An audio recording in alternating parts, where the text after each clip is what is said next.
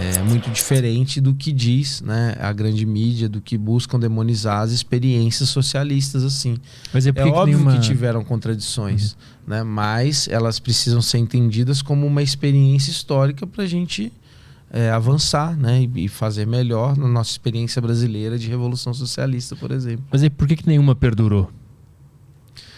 Bom, Cuba ainda perdura, com muitas dificuldades, por exemplo, né? A gente tem o Vietnã também que perdura, China com suas contradições, eu não sou um especialista para conseguir, né, dizer bem como se coloca hoje. Coreia do Norte perdura, são experiências hoje que não é a mesma dimensão do que quando existia a União Soviética, que colocava, né, quase metade da população mundial, junto com a experiência da China, enfim, asiáticas, como, né, metade da população mundial como socialista, né? A gente teve diversos processos. A gente teve um processo de Guerra Fria, né? A gente tem um processo de desmonte, inclusive, das próprias experiências socialistas, né, para as aberturas de mercado que vão desestruturando, né, capitulações dentro dos próprios países. Então, assim, não foi uma batalha também, não foi algo colocado, né, facilmente, que desmoronou do dia para a noite, assim, né? Acho que isso é importante colocar. Recomendaria um livro, né, sobretudo sobre a experiência soviética, que foi lançado recentemente pela Lava Palavra, que trata sobre o colapso, né, da União Soviética, né? Acho que isso vale quase um podcast à parte, né? Mas faz parte de todo esse conflito também, né, de toda essa disputa que se coloca. Acho que tem experiências que resistem e ainda com mais limitações, mas acho que isso se renova. Hoje, a necessidade e a demanda, né, e a perspectiva de alternativas revolucionárias, né? Acho que hoje o que está em crise abertamente assim é o capitalismo, né? Os dados que a gente coloca aqui da realidade, não é só brasileira, mas internacional, são dramáticos, né? E a gente já passou o período, porque quando cai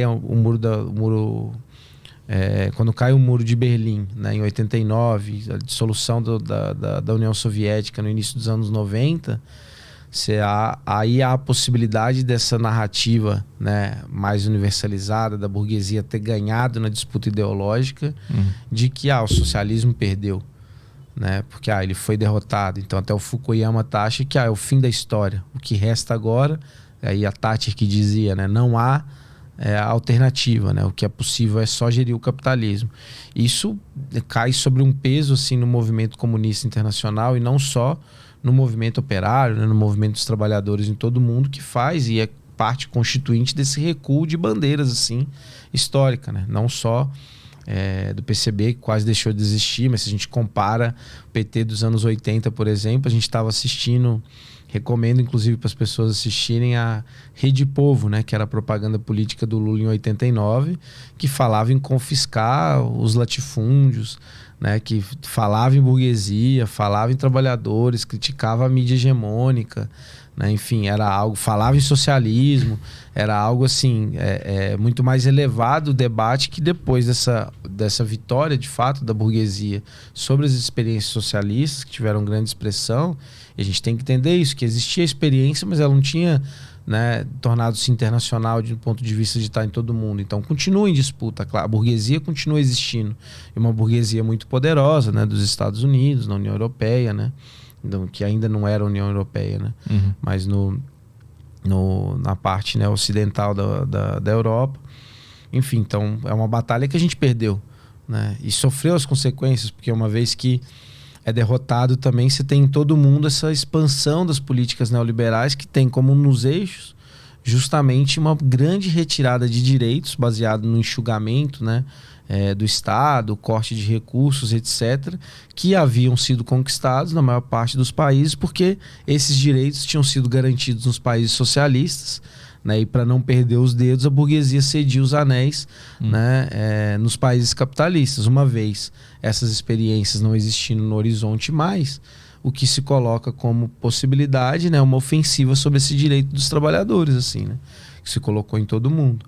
Ainda assim, são direitos que perduram muito mais, né, do que nas experiências de conciliação de classes aqui do nosso país, por exemplo, né, o que é o déficit habitacional no nosso país ainda, né? O corte que se fez no Minha Casa Minha Vida, que ainda assim não conseguiu atender todo mundo, o aumento da população de rua.